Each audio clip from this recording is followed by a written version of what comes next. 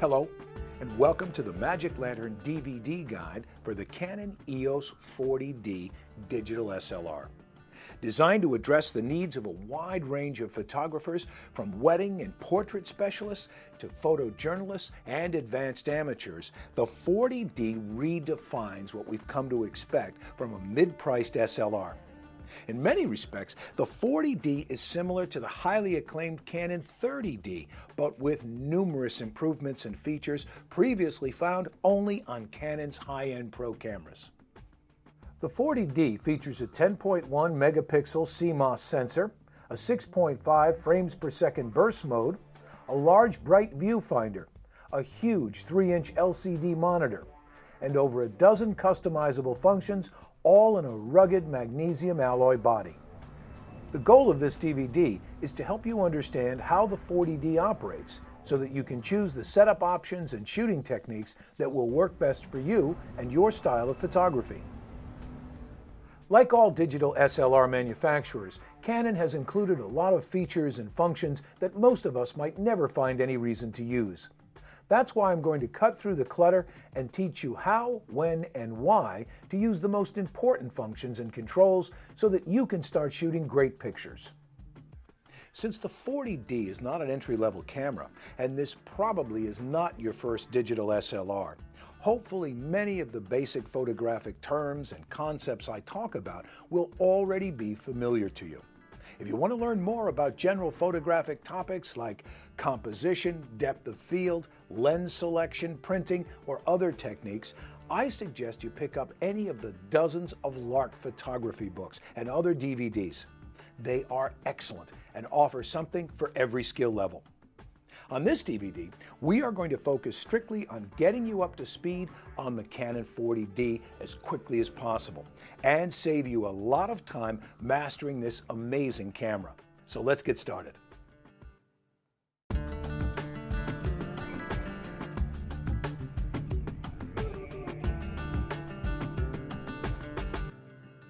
I think the best place to begin is to take a walk around the camera and get familiar with the functions of the external buttons, switches, and other controls.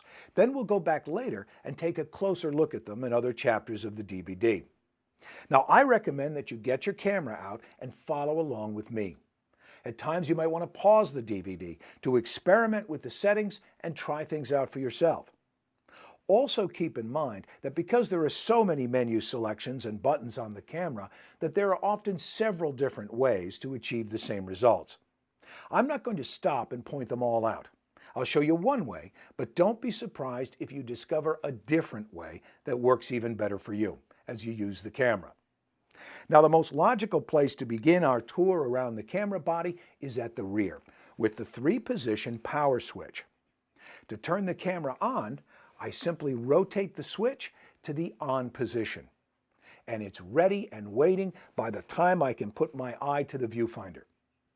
You'll notice that each time the 40D is turned on or off, the ultrasonic integrated cleaning system activates to keep the sensor dust-free.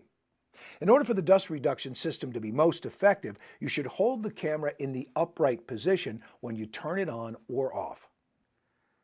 The 3rd position of the power switch is indicated by a simple white line that can be easily overlooked. When the switch is in this position, the camera is on, and the large dial next to it, called the quick control dial, can be used to change certain camera settings quickly.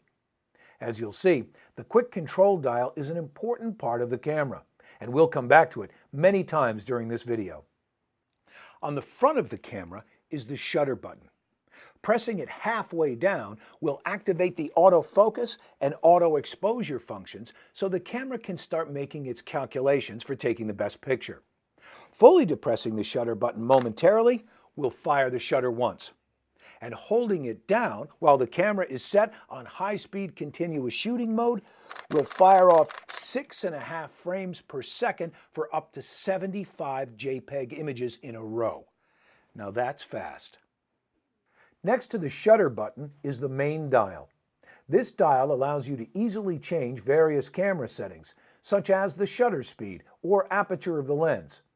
As you'll see, sometimes it works all by itself, and sometimes it works in conjunction with other buttons that are held down while the main dial is turned. The LCD panel on the top of the camera displays a wealth of data, such as the white balance mode, the shutter speed, the aperture of the lens, the autofocus mode, the drive mode, the ISO, the metering mode, the battery charge, and exposure compensation, just to name a few. In fact, there are over 20 kinds of information that can appear on the LCD panel in various modes and shooting conditions. If you want to illuminate the LCD panel so that you can see it better in low light, just push this button and the panel will light up for about 6 seconds. Next, there are 3 buttons along the LCD panel which do double duty by controlling 2 camera functions each. The first button is the metering mode white balance button that is used to select either the metering mode or the white balance setting. Let's see how to change the white balance setting. Press the button once. You don't need to hold it down, and rotate the quick control dial on the rear of the camera to choose the desired icon from the top LCD panel. But let's say you wanted to change the metering mode instead of the white balance. In that case, you'd press the same button here and then rotate the main dial instead to choose the setting you want. For now, don't worry about what these icons mean. We'll cover them in detail later. The next button is used to change either the autofocus mode or the drive mode. Press the button once and rotate the main dial to change the autofocus mode, or rotate the quick control dial to change the drive mode. The drive mode offers you 4 choices for controlling what happens when you press the shutter button. Single shooting is the mode you'll use most often. The camera takes 1 photo each time the shutter release button is pressed. High-speed continuous allows the camera to record up to 6.5 frames per second until you release the shutter button or the buffer is full, whichever comes first. Low-speed continuous is used to slow the camera down a bit so that it only shoots 3 frames per second while you hold the shutter button down. And self-timer delays activation of the shutter by either 2 or 10 seconds. You should note that not all of these drive modes are always available. It depends on the shooting mode and other options you've selected. The third button in this group is used to change either the ISO or the flash exposure compensation value. An easy way to recall which dial changes which function is to remember RR, or right equals rear. The function labeled to the right is controlled by the quick control dial on the rear of the camera, while the function labeled to the left is controlled by the main dial on top. Over on the other side of the camera, you'll find the mode dial for choosing your exposure mode. The exposure mode is the most important control in determining how the camera takes your pictures. The exposure mode not only affects how the camera calculates the exposure, it also affects how the flash functions, how the images are processed before they're saved to the memory card, and even how the autofocus system functions. The 40D has 12 exposure modes, and Canon divides them into 2 groups, the basic zone and the creative zone. Once you feel comfortable using the 40D, the creative zone modes are the ones you'll want to use as often as you can so you get the very best results. Moving around to the front of the camera, we find the flash button. Pressing this button while in any of the creative zone modes will pop up the built-in flash unit. And when you're done, just press the flash back down until it locks into place. For additional flash power, less chance of red eye, and more flexibility, you can attach an optional external flash unit to the hot shoe. Canon offers several flash units to choose from depending on your needs and your budget. Below the flash button on the front of the camera is the lens release button. One of the great things about having an SLR is the ability to change lenses to suit different shooting situations. The focal length of a lens will have a huge effect on what your pictures look like. To remove a lens from the camera, make sure the camera is turned off. Then press down on the release button, turn the lens counterclockwise, and take it off. Now to mount a lens on the camera, and again, make sure the power is turned off. Align the marks on the lens and the camera, slide the lens firmly into the mount, and then rotate it clockwise until you hear it lock into place. You may notice that the camera actually has two lens mounting marks, one red and one white. The white one is used for mounting Canon EOS lenses, which have been designed specifically for use with digital SLRs. The red mark is used to mount non-EOS lenses. You'll need to pay attention to what type of lens you're using and use the correct marker. But most likely you'll have an EOS lens if you bought it with the camera. Below the lens release button is the depth of field preview button. When you press this button, the lens closes down to the actual aperture it will use to take the photo, so that you can see what the depth of field will look like when you take the picture. On the other side of the lens is a small light that serves two functions. First, when red eye reduction is turned on, this lamp illuminates for just over a second to cause the subject's pupils to contract before a flash picture is taken. Second, while you're shooting in self-timer mode, the lamp blinks while the timer counts down, and then shines steadily for 2 seconds before the picture is taken. On the back side of the camera, we find the greatest number of dials, buttons, switches, and other controls. It might look complicated at first, but don't worry. Placement is logical and easy to master. Once you've learned the basic layout, you'll be able to change any setting you want quickly and easily. The most dominant feature on the rear of the 40D is this excellent 3-inch LCD monitor. It's the same monitor that Canon uses on its high-end cameras, and the images on the LCD can be magnified as much as 10 times, so you can really zoom in and check the fine detail on any part of the picture. I'll show you how to do that and a few other useful playback functions later on. The LCD monitor actually serves 3 different purposes. First, it's used to navigate through the camera's menu system to make changes to the various settings. Second, it's used to play back your pictures to see what you've already shot. And third, in live view mode, it enables you to compose shots and see what you're shooting without using the viewfinder. This last function is something rarely found on digital SLRs, and it might even be one of the reasons you bought the 40D instead of some other camera. So you might be a little disappointed to hear me suggest that you not use it, except for very rare occasions. In my opinion, the idea of it sounds good at first, but it doesn't work so well in the real world. Let's take a closer look at my reasons for saying that. The image quality on the LCD monitor can't begin to compare to what you see through the optical viewfinder. Live view makes using autofocus very difficult. It's hard to see the screen in bright light. The LCD is fixed into the body, so it can't be angled or rotated. Live view uses more battery power. It adds an unwanted delay to the response when you press the shutter button. And worst of all, it prevents you from holding the camera in a steady position. Holding an SLR properly may take some getting used to if you're accustomed to holding a digital camera out in front of your face like this. But believe me, once you've gotten used to using an SLR with a high-quality viewfinder, you'll never want to go back to using an LCD. Now, the professional way to hold your camera is like this, with the camera resting against your forehead or eyebrow, your left hand cradling the camera and supporting most of the weight, and your right hand on this side to steady the camera.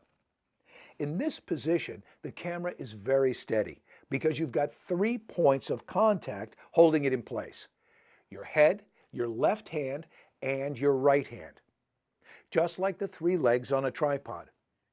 Now practice holding the camera steady and pressing the shutter button smoothly by only moving the tip of your finger. You don't want the camera to move even a fraction of an inch when you take the picture, and that's very hard to do with live view. If your goal is to take better pictures, think twice about using live view.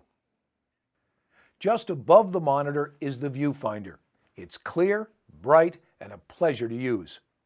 There's a full array of status information available in the viewfinder, including the autofocus points, shutter speed, f-stop, exposure compensation, ISO, and the maximum burst value, or in other words, how many photos you could fire off in a row before you had to stop and let the camera catch up.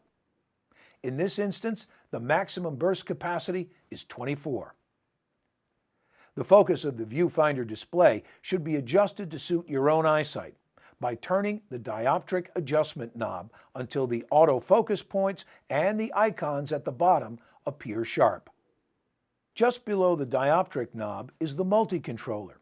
It acts both as a button that you press in on and as a miniature joystick that can move in 8 different directions. Below the multi-controller is the quick control dial that we saw earlier when we talked about the power switch. In the center of the quick control dial is the Set button that is used to select highlighted choices from the camera's menus. To the left of the viewfinder are 2 buttons. The first button is the Menu button. Many of the 40D's functions are accessed via the menu screens, and they are displayed on the monitor by pushing the Menu button. The color-coded display with intuitive keywords makes for easy viewing and speedy navigation. By the end of this DVD, I predict that you'll have no problem navigating the menus and making changes. But for now, let's skip the menus and proceed to the next button. Any button that has an icon or word written in blue refers to a playback function. This is the Print Share button. If you ever want to make prints straight out of the camera to a printer or transfer images directly to your computer, this is the button to use after you've made the cable connection. However, I don't recommend you use this button. Why? Well, for 2 reasons. First, why put unnecessary wear and tear on the camera's electronics when it's a lot easier to just remove the compact flash card and use a standalone reader? Or even better, a reader that's built into your computer. A $1,300 camera makes an expensive alternative to a $15 card reader. And second, while the 40D will allow you to do some cropping of your photos in the camera, you probably aren't going to get the best results without first taking the time to do some additional sharpening, adjustment of brightness levels, and other enhancements on your computer. Unless you have a need for quick turnaround on-site printing, I highly recommend that you shoot your photos, take the memory card out of the camera, and then transfer the images into your computer using an external card reader. Once on the computer, you can make some simple enhancements such as contrast adjustments, sharpening, and cropping, and then print them out from your computer.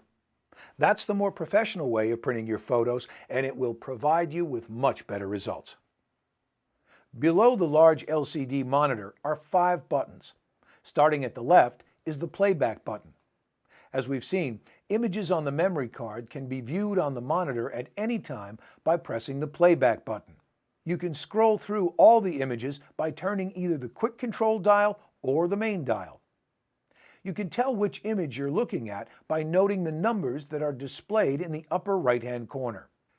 The next button in the row is the Erase or Trash button, as I like to call it.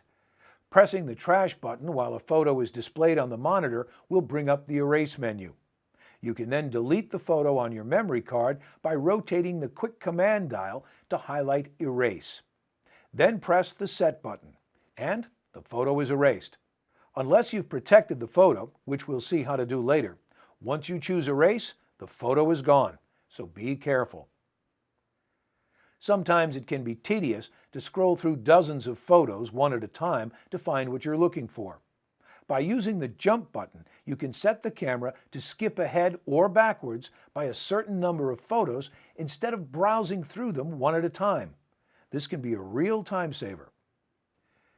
The Info button is used to instantaneously check many current camera settings all at once.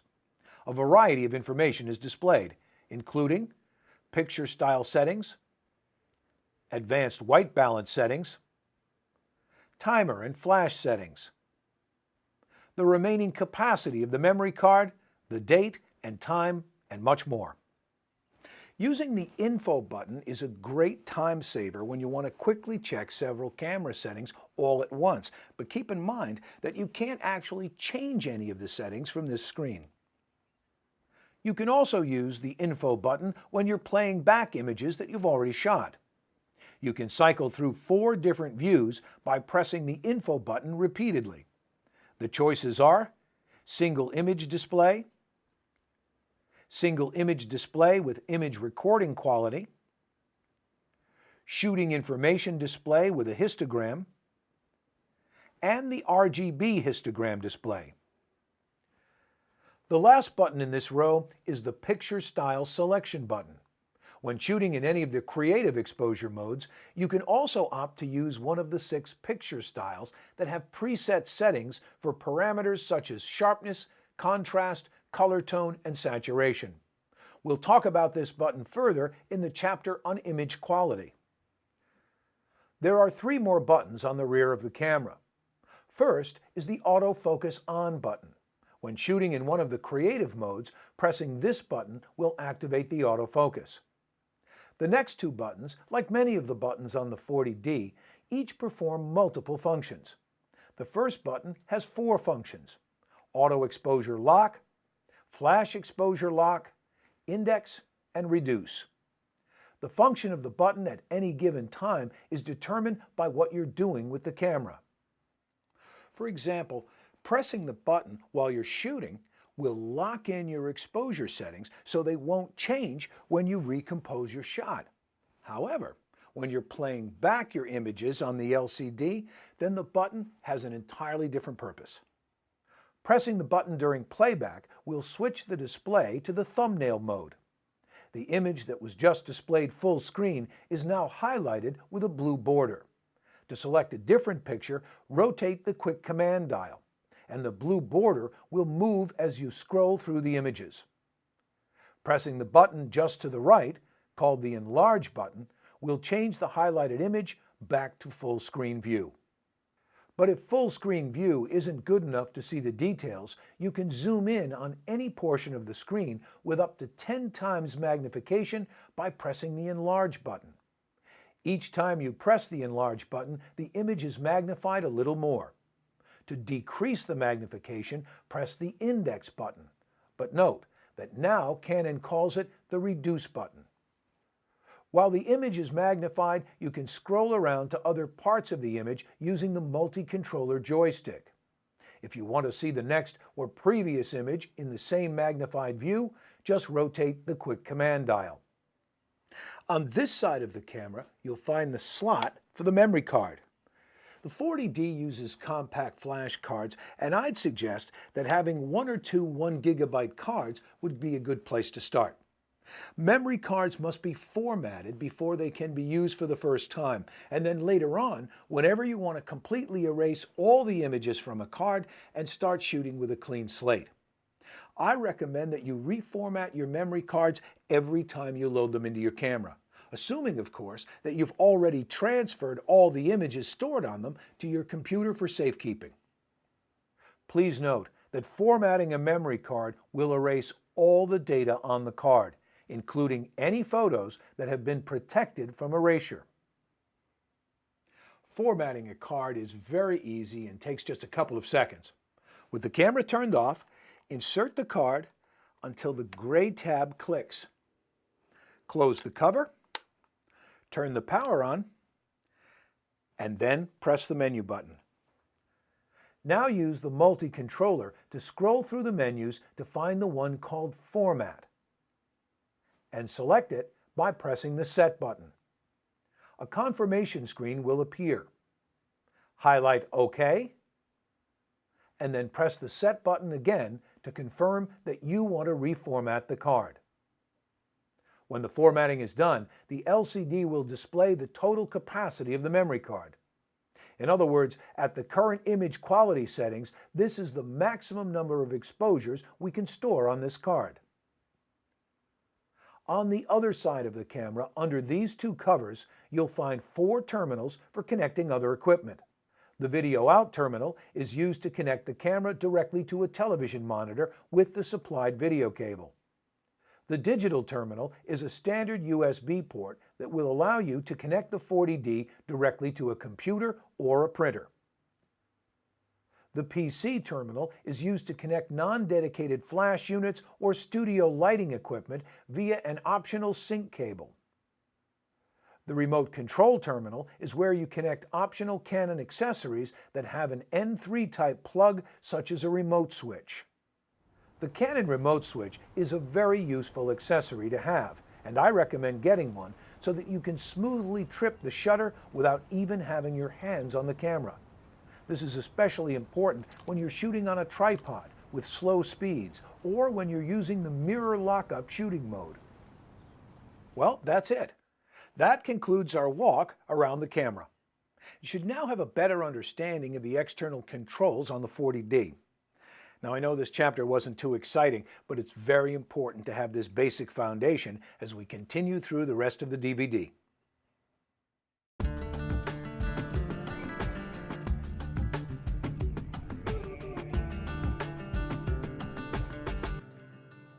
Like all digital cameras, many of the 40D's most important functions cannot be changed using the external buttons and dials on the camera body. Instead, dozens of settings can only be changed by accessing the menu system. We've already been using a few of the menus in the previous chapter of this DVD, so by now you should be starting to get a feel for how they work. Unlike other cameras that have complex menu systems that are hard to figure out, the 40D has a simple menu system that is very easy to understand. There are nearly 36 menus, and they can all be found simply by spinning the main dial one way or another. When you reach the end of the list, it just loops around again and starts back through the list. How could it be any easier? The 5 menu categories are Shooting 1 and Shooting 2. They are shown in red. The 12 menus in this category are mostly used to change the style and quality of the pictures you take. Playback 1 and Playback 2 are shown in blue. There are 9 menus in this section that control how you view images on the monitor, transfer images out of the camera to a computer, or print directly to a printer. Setup 1, Setup 2, and Setup 3 are shown in yellow. These 16 settings are usually made before shooting and don't get changed too often. For the most part, you can ignore most of these once you've got the camera set up the way you like it. Custom Functions is shown in orange. These menus allow you to customize some of the advanced functions of your camera. And the final category in green is called My Menu Settings. With this menu, you can store up to 6 shortcuts for quick access to any of 60 camera functions. Because the 40D has nearly 36 menus, and each of them has at least 2 and sometimes several settings to choose from, nobody would expect you to memorize or even understand them all right away. So as I said earlier, take your time and learn the 40D at your own pace. I'm not going to spend the time here to explain all the menus one by one, because it would take a long time, and besides that, it's not necessary. The really important items will be discussed over the course of the DVD, and the rest are either self-explanatory or really should only be changed by advanced users who already understand what they do. The actual menu choices that are shown will vary according to which shooting mode you've selected. If you choose to shoot in any of the 7 basic zone modes, several menu choices are set automatically, and therefore will not even be shown. I like that too. Instead of just graying out the disabled menu items as you might expect, Canon cleverly hides them completely, so you don't even have to see them. So the 40D's menu system is very easy to use. And while I know you'll quickly master it, I want to spend just a few minutes on a couple of special menus. First, let's jump to the Custom Functions, or orange menu, and select it. Within this menu are 4 subsections that contain a total of 24 advanced settings for customizing the way your camera operates. As I said, these are advanced settings that you'll probably never need to change, so we won't spend time going through them. I just wanted to make you aware that they exist, in case you are interested in exploring them. Believe me, You could shoot with the 40D quite happily for many years and never have any reason to change these settings. Also note that these custom functions are only available in the creative zone modes. So if you don't see this menu, then you must not be using one of the creative modes. If you do change any of the custom functions to a setting other than the default, the numbered setting you select will change from white to blue. And as an additional reminder, this icon will be displayed on the LCD panel. A nice thing about the 40D is that you can go ahead and experiment with different custom settings, and when you're done, you can easily reset the camera to its default settings and start over with a clean slate. Here's how. First, jump to the orange or Custom Function menu, scroll down to Clear All Custom Functions, and select it. Choose OK, and you've reset all the 24 advanced camera settings back to the factory defaults. The other menu I want to talk about is My Menu Settings, which, like the Custom Functions menu, is only available when you're shooting with one of the creative zone modes. My Menu Settings allows you to store, or as Canon calls it, register shortcuts for any 6 camera menus that you use most often. In fact, any other menu on the camera can be stored here so you can get to it quicker. To store a setting, go to the My Menu Settings page, then press the Set button to see the setting options.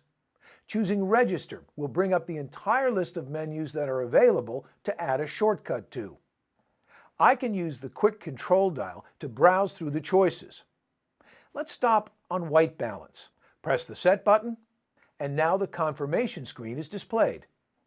Now if I choose OK to confirm the action, a shortcut to the white balance menu will be added to the My Menu Settings page. If I went ahead and added 5 additional shortcuts for the other menus I use most often, this is what the page would look like when I was done. Now with very little effort, I've got quick, easy access to my most important menus, and that will save me a lot of time over the years. And to make it even faster to access the menus I've added to the My Menu Settings page, I can choose My Menu Settings, Display from My Menu, and choose Enable. Now whenever I press the Menu button, the My Menu Settings page will always be displayed first, no matter which menu I was actually using last. But we don't want to work that way during the DVD, so I'll turn it back off. I encourage you to explore all the menus and experiment with various camera settings. You don't have to worry about wasting money on film and processing, and you can see the results instantly. Isn't digital great?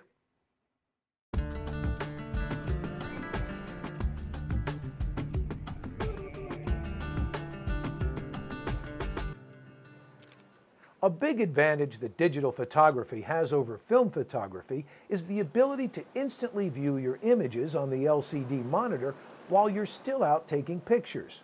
There's no more waiting hours or days until you get your prints back to see how you did. If you remember, earlier in the DVD, we looked at some basic playback functions and learned how to review your pictures, display shooting information, zoom in to check the details of an image, and how to display images as thumbnails. Well, if you want to go beyond these basic playback functions, there are some advanced features that you'll want to know about. You can protect an image from being accidentally erased by pressing the menu button, browsing to page 1 of the Playback menu, and selecting the Protect Images menu. The last image you shot or the last image you viewed on the monitor will be displayed. Pressing the Set button again will cause a key icon to appear at the top of the screen to indicate that this image is now locked and can't be deleted. If you want to protect other images too, just rotate the quick control dial to advance through the other images, and then press the Set button anytime you see one you want to protect. Protecting an image will prevent it from being accidentally trashed, but it will not prevent it from being deleted when you format a memory card. Whenever you format a memory card, all images are erased, even those that are protected. So how can you tell which images are protected and which are not? Well, just look for the key icon during playback. No matter which of the 4 info pages you are viewing, if the photo is protected, then the key icon will be displayed at the top of the screen. The key icon is just one piece of information that can be displayed about your images. When the camera records an image, it also stores a lot of technical information about that image called metadata that can be recalled later with the picture. And this information can be a very useful learning tool. In the upper right corner, we see the file number and the folder where the image is stored on the compact flash card. Just below that, there's the histogram display. The histogram indicates the distribution of the image's brightness level, and this tool is the best way to check your exposure when you're out in the field shooting. Using the histogram to judge exposure will guarantee you a much higher percentage of well-exposed images, so it's well worth your time to learn about using histograms.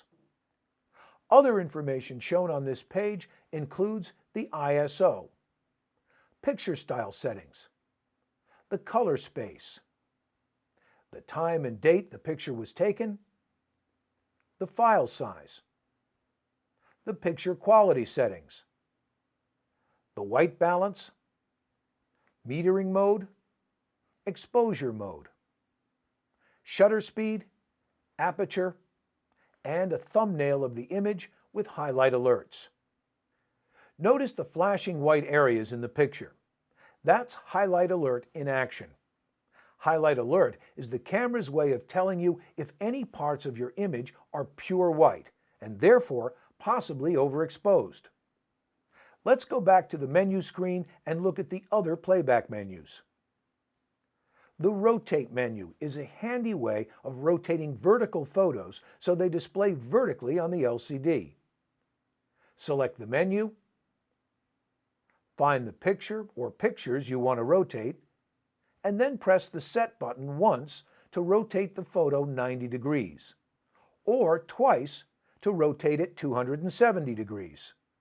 Then press the Menu button to lock in the changes and return to the playback menus. Now, whenever the image is played back, it will be displayed with the new orientation. If you prefer, you can even configure the camera so that it rotates all pictures automatically when it detects that they are being taken vertically. This is done by going to page 1 of the Setup menus and selecting Auto Rotate. There are actually 3 options to choose from. On, with both the camera icon and the computer icon, means that your photos will be rotated on the camera's LCD and on your computer. On, with the computer icon only, means that pictures won't be rotated on the camera's LCD monitor, but they will be automatically rotated when you download them to your computer. And off means there will be no rotation at all. My favorite setting is the middle one. So let's go back to page 1 of the playback menus and go down to the next menu. Erase Images will allow you to erase individual photos or all of the photos on the memory card at once. If you want to select individual images, highlight Select and Erase Images, press the Set button, scroll through your photos one at a time until you find an image that you want to erase, and then press the Set button again to place a check mark next to the trash can icon. You can browse through the rest of the photos and add check marks to any others you might want to delete. This number keeps a running count of the total number of images you've selected for erasure. Photos with a key icon can't be chosen. If you want an alternative way to view the photos that you've marked for erasure, press the Index button. When you're ready to erase all the images you've marked, press the Trash button. Choose OK at the confirmation screen, and your images will be erased. The next 2 items on page 1 of the playback menus have to do with printing and transferring photos directly from your camera. And as I said earlier, I don't recommend doing that. So let's move ahead to page 2 of the playback menus. With Highlight Alert set to Enable Any overexposed parts of your image will flash during playback. We saw that earlier. If you want to see the autofocus point or points that were used to achieve focus when your photo was taken, choose Enable from the AF Point Display menu. If you'd rather see an RGB histogram instead of a standard histogram, choose RGB from the histogram menu. The Autoplay menu is used to play back images as an automated sequence with each frame displayed for about 3 seconds. I like to use the slideshow function while my camera is connected to a TV with the video cable so that everyone can watch. Well, that's it for the playback menus.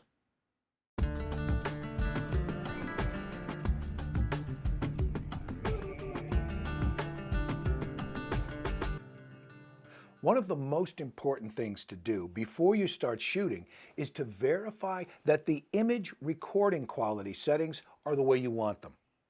If you shoot with the wrong settings, well, there might not be much you can do to fix the problem later if the settings weren't right. The 40D can record images with a number of different quality settings depending on your needs. You've probably already heard the terms JPEG and RAW to describe the two main types of files that are recorded with digital SLRs.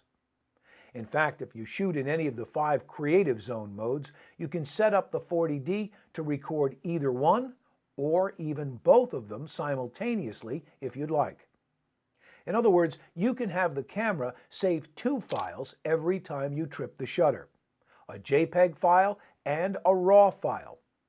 So what's the difference between them?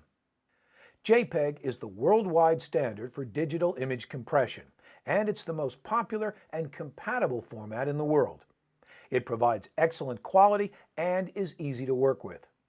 Files are immediately ready for viewing or printing with no further processing. For many people, JPEG is all you need to use.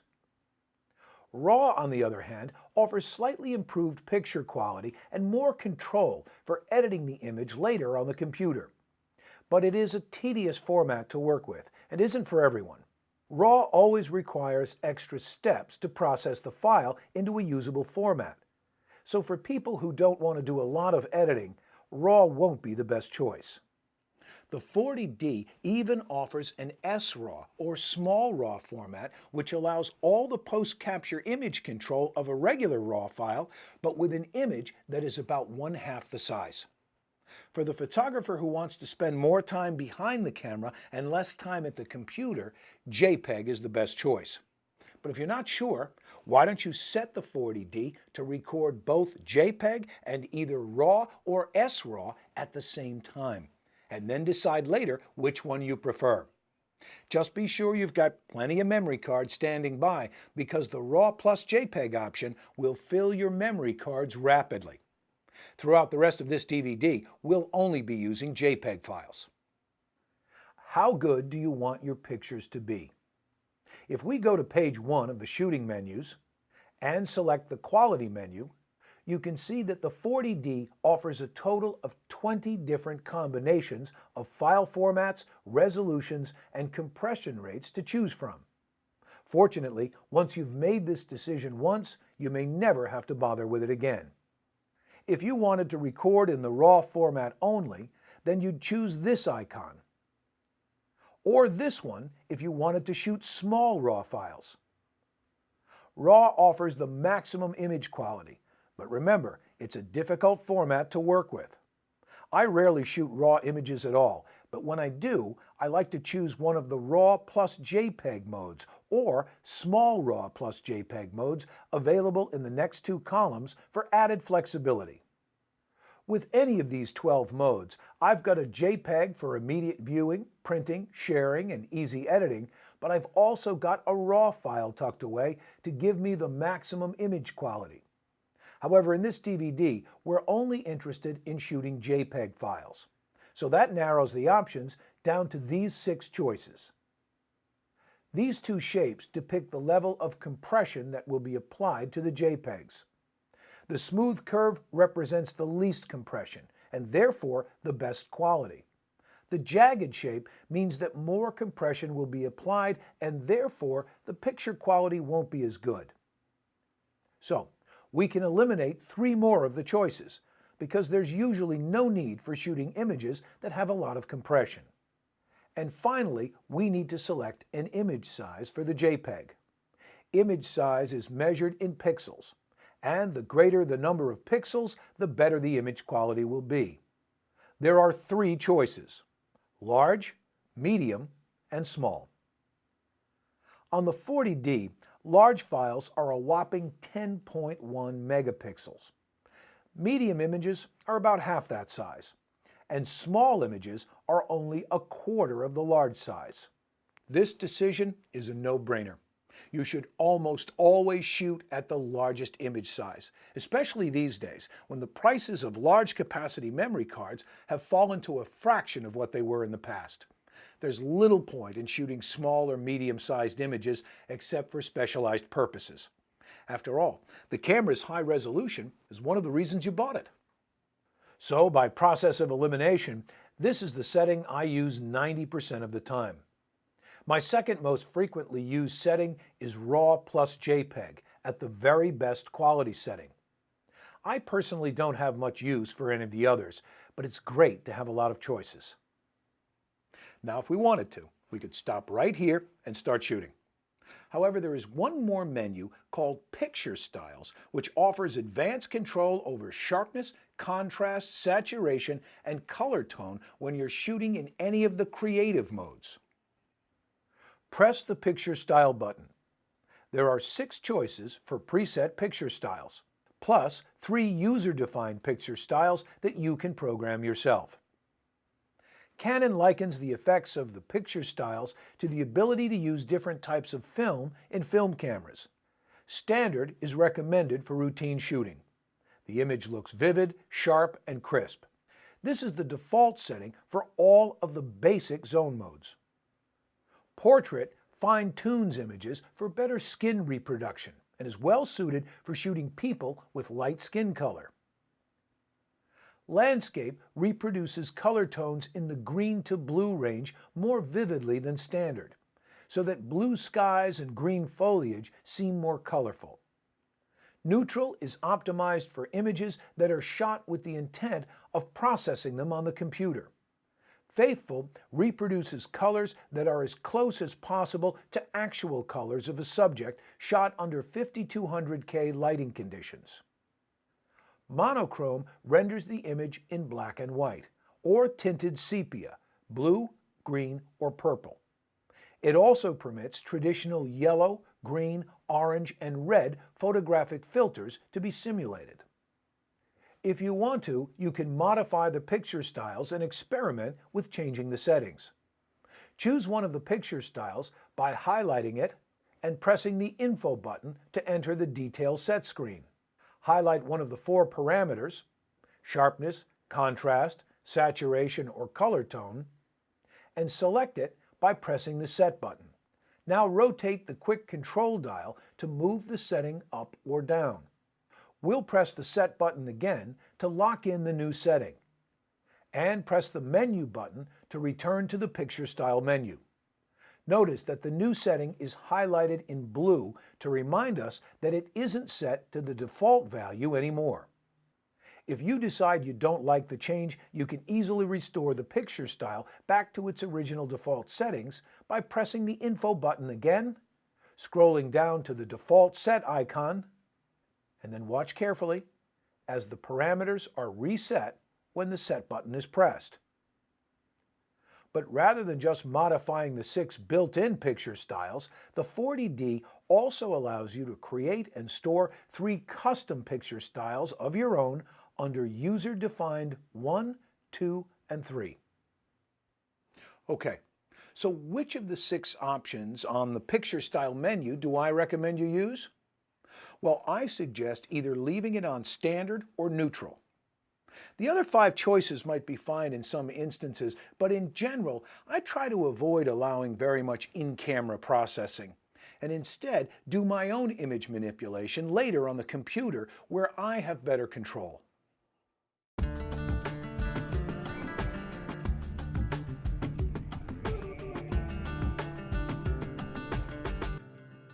After composition and focus, the most important aspect of shooting great photographs is getting the exposure right. Even though you might be able to use the computer later to somewhat compensate for bad exposure, there's just no substitute for getting it right in the camera. And not surprisingly, there are more controls on the 40D that have to do with exposure and metering than any other part of the picture-taking process.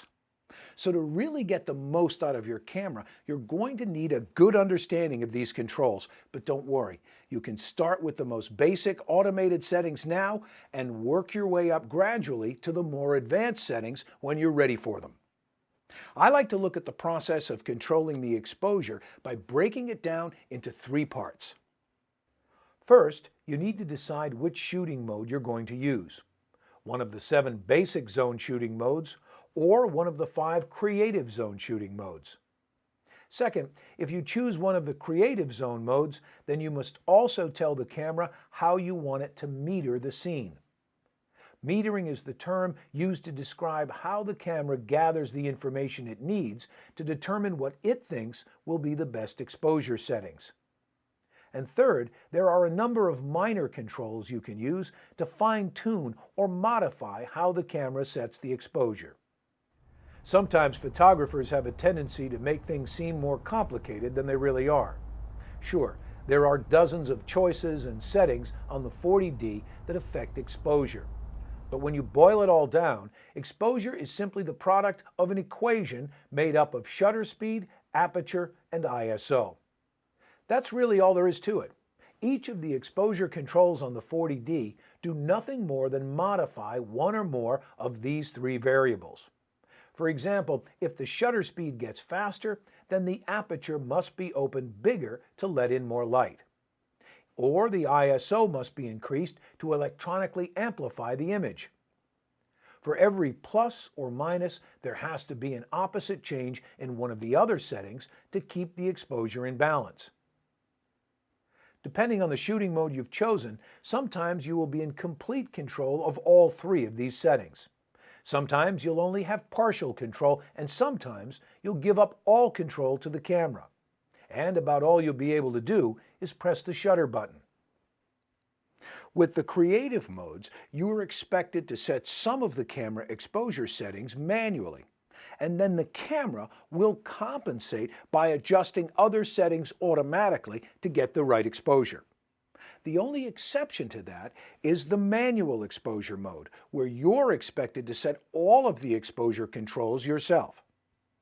With the 7 basic modes, shutter speed, aperture, ISO, and even flash are all chosen automatically by the camera's computer. Let's take a closer look at these modes. The first basic mode, represented by the green rectangle, is fully automatic. The camera automatically adjusts all the camera's settings to produce what it thinks will be a perfect exposure. This mode is recommended for snapshots and other unplanned situations where you just don't want to be bothered with setting anything yourself. In portrait mode, the metering favors a larger aperture, which reduces the depth of field and creates a softer background. The landscape mode is used for shooting in wide open spaces, with a small f-stop and lots of depth of field. The flash will not fire since it would be of no benefit, and the camera automatically switches to the landscape picture style setting to generate more saturated colors and sharper images. The close-up mode favors a wider aperture and uses one-shot autofocus, so you can lock focus by slightly pressing the shutter button. The sports mode is programmed for shooting fast-moving action. A fast shutter speed is chosen, and the drive is set to high-speed continuous so you won't miss any of the action. Night portrait mode can sometimes be used to capture subjects in low-light conditions by using just enough flash to illuminate the subject without overpowering the ambient light. You may want to use a tripod because the camera will use a slower shutter speed, and if the camera moves during the exposure, it can cause blurring of the image. Flash off is a quick way to ensure that your flash won't fire. It's particularly useful when you want to take photos, but you don't want to be thrown out of the art museum for using a flash. The 5 modes in the creative zone give you much more control over the camera's settings, and I encourage you to learn to use them instead of relying on the basic modes. P stands for Program Auto Exposure Mode. It's almost like the fully automatic mode, but gives you some control over a few settings that fully automatic mode won't allow. For instance, you can still change the ISO speed, image quality, flash settings, and autofocus mode. TV stands for Time Value, which is the same as shutter priority. In this mode, you set the shutter speed and the camera adjusts the aperture to produce the best exposure. Available speeds range from 30 seconds to 1/8,000th of a second. The shutter speed is set manually by turning the main dial. AV stands for Aperture Priority. In this mode, you set the aperture and the camera adjusts the shutter speed to produce the best exposure. The range of f-stops available to you is actually a function of your lens and not with the camera itself. The f-stop is set by turning the main dial on the front of the camera. M stands for Manual. In this mode, you control both shutter speed and aperture. The camera does nothing to compensate for the settings you choose, and whether or not the exposure is correct is entirely in your hands. However, you can still rely on the camera's internal light meter to at least give you some advice. The analog display in the viewfinder will indicate the approximate amount of over or underexposure as you adjust the controls. ADEP stands for Automatic Depth of Field Mode, and you can use this setting when you want a specific depth of field to be set automatically between the nearest subject and the furthest subject. The remaining selections on the mode dial are called the camera user settings. You can use these 3 memory banks to store most of your current camera settings, so you can quickly change most of the camera's settings with the turn of one knob. So which of the 5 creative modes should you use? Well, that depends on what you're shooting. If you're confident in your ability to set your own exposure and you want greater control, then choose Manual. If controlling depth of field is important for your picture, choose Aperture Priority. If controlling the shutter speed is important for your picture, then choose Shutter Priority. If you're new to photography, or for times when you don't want to bother tinkering with the camera's settings, choose Program Auto Exposure and let the 40D do the thinking for you. I usually shoot in either AV, that's Aperture Priority, or TV, that's Shutter Priority, so that I'm not leaving too much of the decision-making to the camera. I'm going to choose Aperture Priority for the rest of this chapter. Next, you also need to decide which method of metering you want the camera to use. As I said, metering is the process the camera uses to look at the scene you're shooting and then calculate what the proper exposure should be. There are 4 metering choices on the 40D. To select a mode, press the metering mode button here and rotate the main dial. They are evaluative metering, partial metering, spot metering, and center-weighted average metering. Evaluative metering is the most sophisticated mode for the camera's metering system because it evaluates data from 35 zones within the frame to determine the best exposure. The area of the frame where the picture is in focus is given priority when the exposure is calculated. Partial metering measures light from a circular area covering about 9% of the center of the frame. Spot metering measures an even smaller area at the center of the frame, covering about 4%. And center-weighted average metering measures the entire image, but when computing the proper exposure, the camera gives extra priority to the center of the image. All 4 metering modes are available in any of the creative modes, but only evaluative metering is used in the basic modes. So which one is best? Well, again, it depends on what you're shooting, but the best setting for most situations is evaluative metering. Might not be perfect every time, but overall it will be very close. Okay, so let's review. We've selected AV, or aperture priority, as our exposure mode, and evaluative as the metering mode.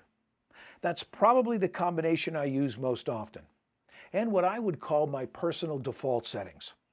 I could start shooting right now with confidence that most of my shots are going to be properly exposed. However, although the 40D is a sophisticated camera, it's just a machine.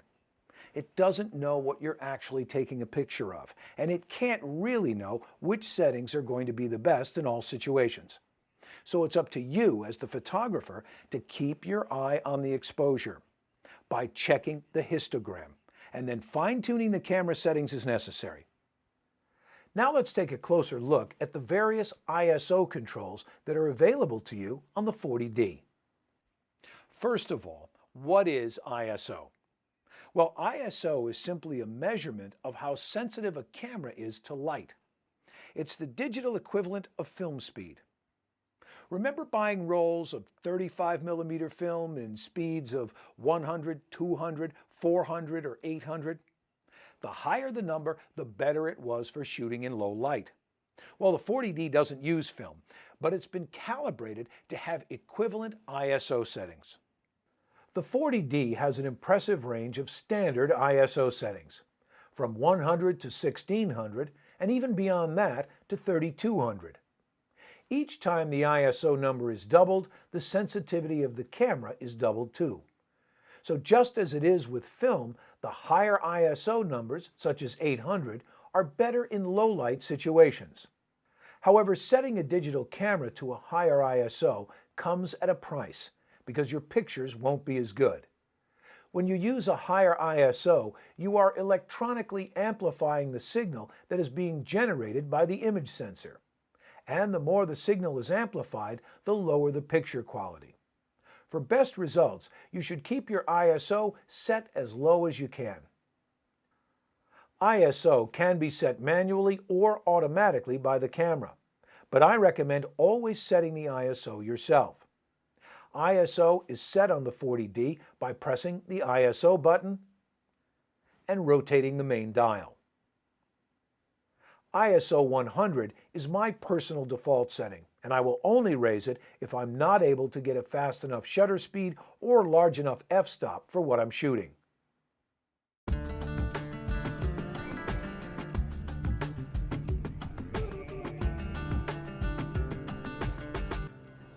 Correct focus is a critical aspect of taking great photographs. With point-and-shoot cameras, you never have to think about focus, and you'll usually get acceptable results. But with an SLR, you have total control over focus for really professional results. But it takes some effort and some skill. Ideally, you will almost always want your main subject to be in razor-sharp focus, while the background and other parts of the image might be in focus or might not, depending upon the creative choices that you make. There are 3 autofocus modes on the 40D, and in any of the basic zone modes, the autofocus mode is set automatically. But in the creative zone modes, you can select the one you want to use by pressing the autofocus button and rotating the main dial. The choices are one shot, AI focus, and AI servo. With the one-shot mode, the camera focuses when the shutter release button is pressed halfway, and then locks when the little green focus confirmation light appears in the viewfinder. As long as the shutter button is held down, the focus is locked, and remains locked even if the camera or subject moves until the picture is taken or the button is released. One-shot autofocus is best suited for landscapes, posed portraits, or any subjects that are stationary, because the camera will not follow focus if the subject moves. AI Servo is designed for tracking moving subjects, and this is the setting I recommend using most of the time. When the shutter release button is pressed halfway, the camera sets the focus, but continues to monitor the scene so that if either the camera or the subject moves, the lens will refocus continuously to adapt to the changing situation. This mode is good for just about all kinds of photography, but it is mandatory for sports, action, and candids. AI focus is the third choice, and it's really just a hybrid of the other two. With AI focus, the camera switches automatically between one shot and AI servo when it detects movement of the subject. So once you've selected an autofocus mode, there's still another decision to be made. In all three of the autofocus modes, you also have to tell the camera which area of the frame you want the camera to focus on. For example, in this shot, do we want the camera to focus here, here, or just let it decide automatically which is best? The area of the frame that the camera uses to focus on is called the autofocus point, and it can be selected automatically or manually, except in the basic zone modes, and the ADEP mode, where the autofocus point is always selected automatically by the camera. The 40D has a total of 9 autofocus points, represented in the viewfinder by 9 small boxes. If an autofocus point is lit in red, then it's being actively used by the camera to set focus. Whatever part of the scene that is behind that focus point is what the camera is going to focus on. Depending on the mode you're using and the subject you're shooting, sometimes only one point will be active, as seen here. And sometimes they all will.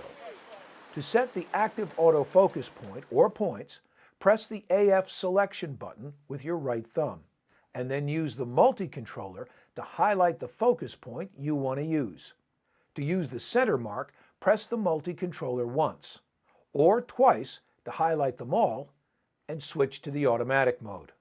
Whenever all 9 autofocus points are shown in red, that means that the camera is set for automatic autofocus point selection, and it will decide what to focus on.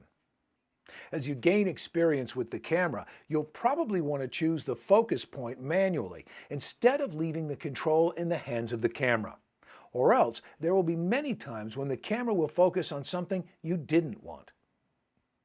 In this image, the camera was technically in focus when it took the picture, but just not on the part of the picture that was intended. When you make the effort to choose the point manually, the camera will focus on that part of the frame that falls behind the focus point that you've selected. This method is very precise and offers the most consistent results. Of course, there may be instances when the autofocus system can't get a good focus, and when that happens, the green focus confirmation light will blink. In those cases, the best solution is to focus manually by switching the autofocus manual focus switch on the lens to MF, and then focusing the camera yourself by turning the barrel of the lens. However, my advice is to stick with autofocus whenever you can, and reserve using manual focus only for those rare situations when the camera is having trouble getting the focus right. As you see, focusing involves more skill than just pointing the camera and letting it do the work. But I encourage you to get out and practice. Experiment with the different settings and try tracking moving targets like cars, kids, or pets. The more you practice, the better you'll get.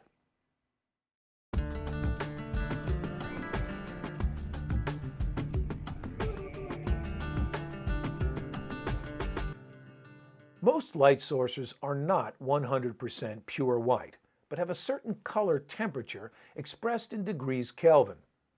For instance, indoor light has a yellow cast to it, and outdoor light looks bluer in comparison. The human eye adapts very quickly to the color temperature variations in light sources, so the differences are nearly imperceptible. But your camera isn't that smart. Even the 40D can't automatically do what the eye does. You can help avoid results like this or this by selecting the correct white balance setting on your camera and thus giving your images more accurate colors. The 40D has 9 different white balance modes, and you can choose the one you want to use by pressing the white balance button and then rotating the quick command dial to cycle through the choices.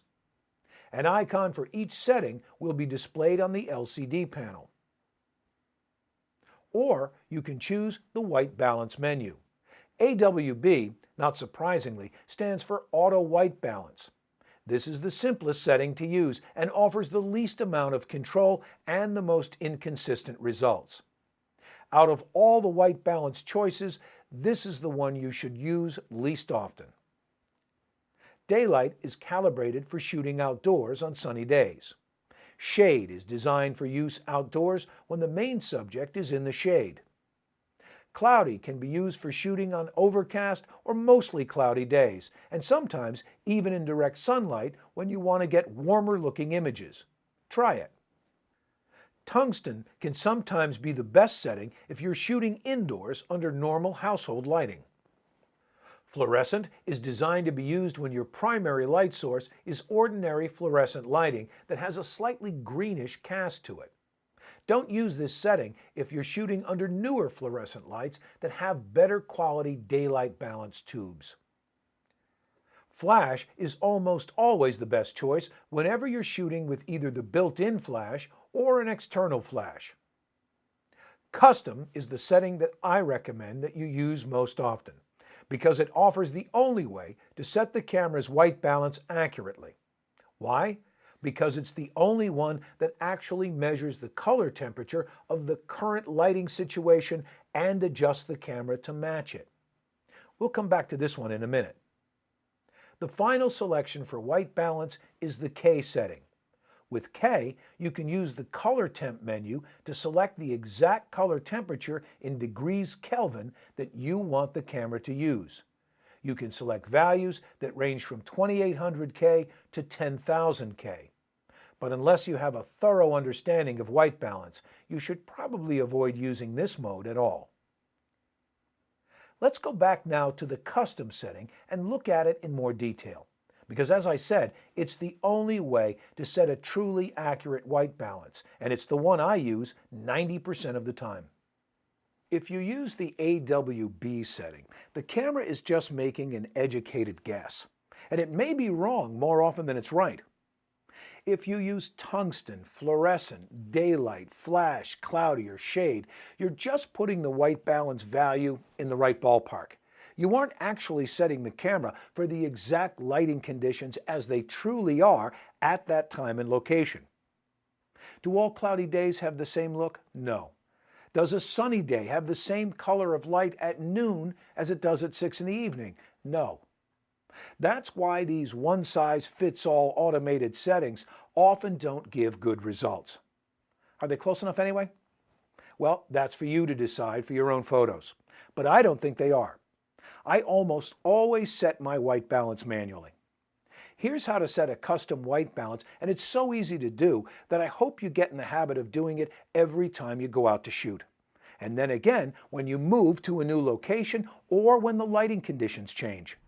It's not unusual for a professional photographer to set a custom white balance several times a day.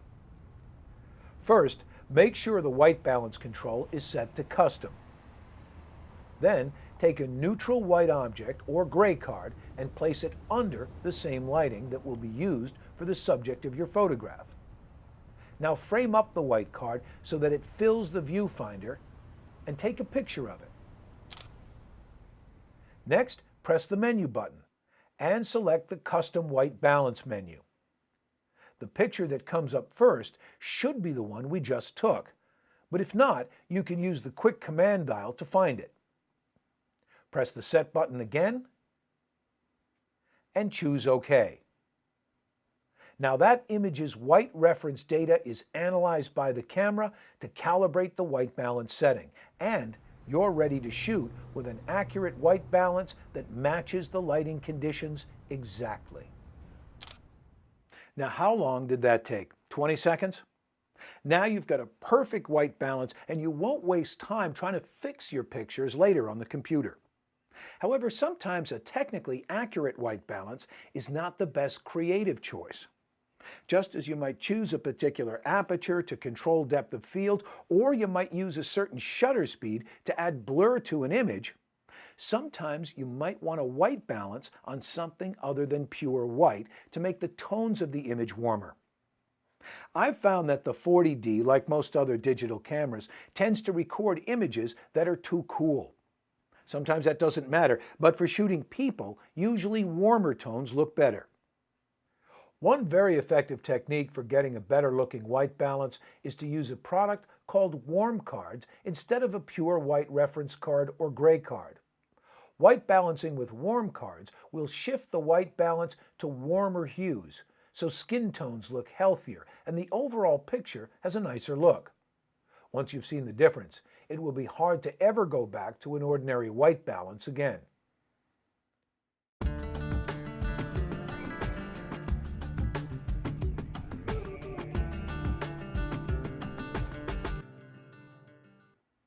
Electronic flash is not just a supplement for insufficient lighting. It can also be a tool for creative photography. And the 40D comes equipped with a built-in pop-up flash unit that makes flash photography as easy as normal shooting. There are so many variations of when and how the flash works that we could never cover them all in this DVD. So let's just focus on the basics. In some of the basic shooting modes, the flash will pop up automatically whenever the camera senses that it's needed. In other basic shooting modes, the camera will never pop up the flash, and you can't pop it up manually either. The flash is completely disabled in these modes. On the other hand, when you're using any of the creative shooting modes, you can manually pop up the flash whenever you decide that you want to use it. The decision is completely up to you, and the camera will never pop the flash up on its own. To open the flash and turn it on, you just press the flash button to release it. When the flash is fully charged and ready to fire, you'll see a lightning bolt icon in the viewfinder. If the icon is not visible, then the flash is not ready. When you're done taking pictures, just press the flash down until it clicks back into place. Keep in mind that when you're shooting in any of the modes where you have to select the shutter speed yourself, such as manual exposure mode or shutter priority, you must set a shutter speed of 1/250th or slower. If you don't, the camera will automatically override your setting and change the shutter speed to 1/250th. One risk of flash photography is the dreaded red eye effect.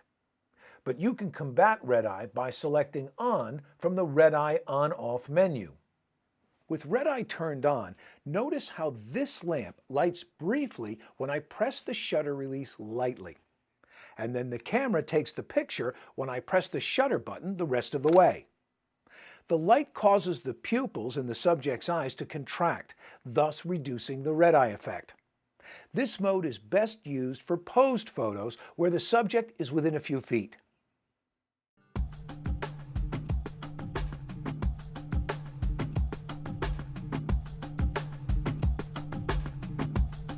Over the course of this DVD, we've taken an in-depth look at the most important features of the 40D.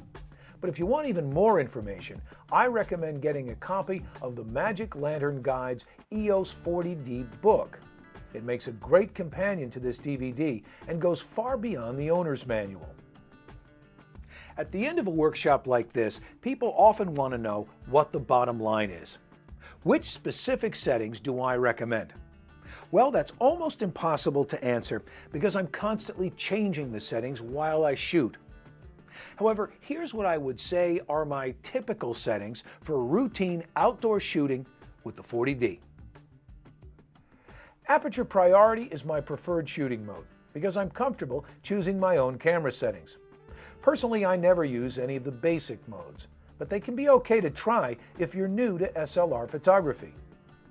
My ISO is usually set at 100, unless conditions are too dark to allow it, and then I raise it just enough to get by. I typically use a custom white balance for the most accurate color reproduction. My picture style is usually set on standard. I use 1 GB compact flash cards so I can shoot plenty of photos without running out of space. My quality setting is almost always set for large JPEG with the least amount of compression. My drive mode is always set to single shooting. even if I'm shooting sports or action. My autofocus mode is always set on AI servo.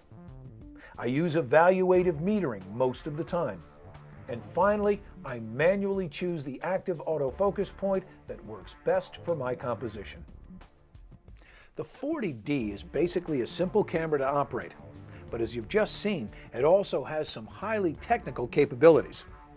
The key is not to get so sidetracked with all of the wizardry it offers that you forget about the bottom line. And what is the bottom line? To take some great photos and have fun doing it.